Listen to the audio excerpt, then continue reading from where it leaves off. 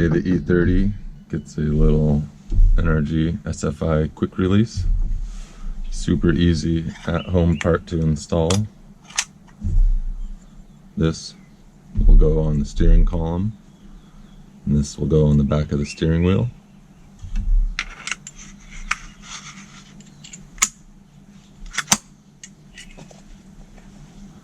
NRG even gives you a nice little Allen wrench, so you could do this at home. So honestly, right now I regret not using my own.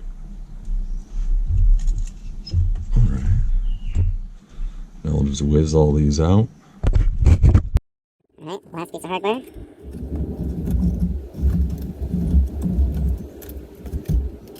And there's the hub adapter. Go ahead and set the wheel down. Now we'll get the quick release. And it's only the small part here. It's going to bolt onto the car. But before you bolt it on, make sure you get everything orientated correctly, so the steering wheel is still straight. In this case, it looks like we're just going to follow this forged from this. It's even marked all the way back, and then this hole here will be for there.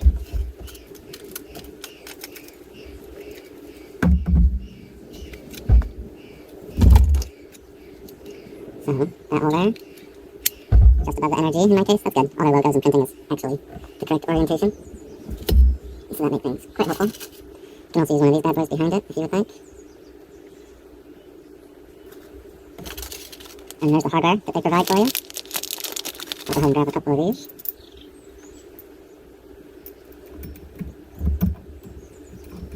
It's always easiest to start with the top one right in the middle, because then the whole thing will hang somewhat straight. If you start over here, the whole thing will droop down.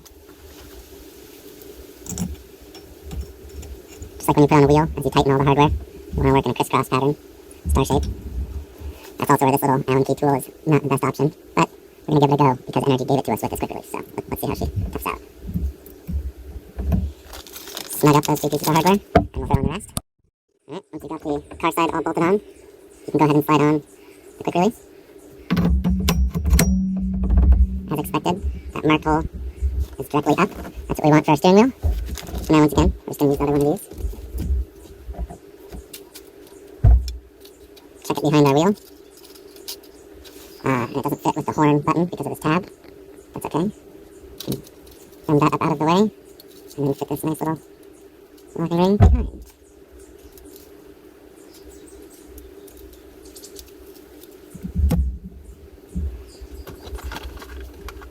Again, I recommend starting at the top so everything hangs in a decent position.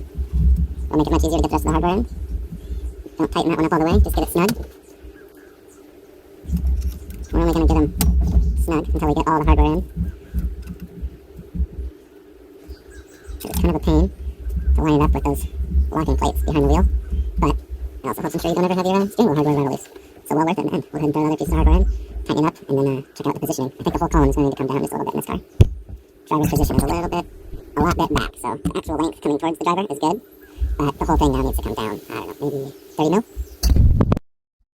Alright, last piece of hardware ready to go in, and we can snug up, actually tighten all of these. Start to get a feel for the driver's position. This car does have a pedal box down here, so the seat is way further back. The steering wheel is now, thanks to the quick release, coming in a much better position. But yeah, this whole column, we're gonna go ahead and lower it so the center point of the wheel is maybe 20 mil? Yeah, it's about 20 mil lower. That should give a real nice driving position. This is not bad at the moment, but with where the seat's positioned for the pedal box down here,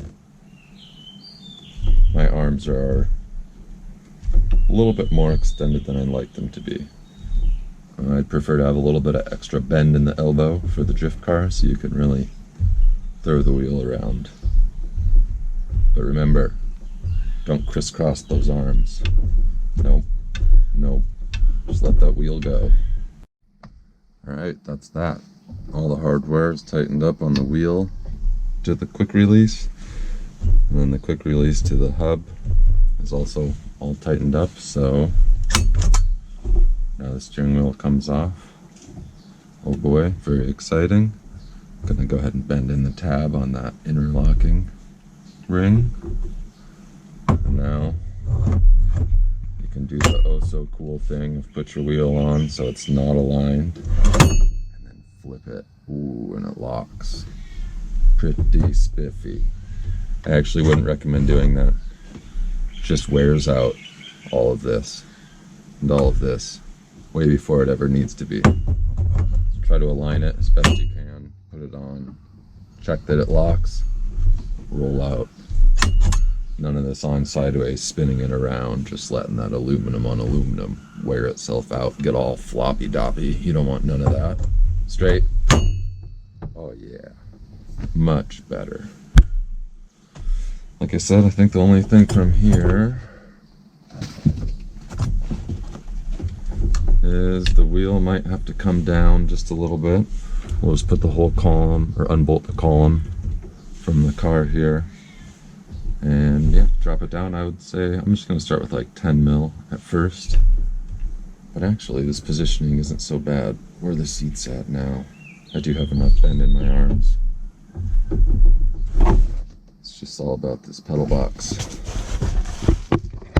If you put a pedal box in your car, just get ready to move the seat and everything for the driver way, way, way, way, way back. Quick release.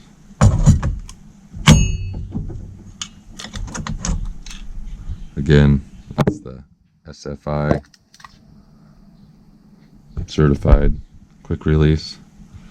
Ensure you get through tech inspection nice and smooth. Thanks NRG. Don't forget to buy the SFI versions.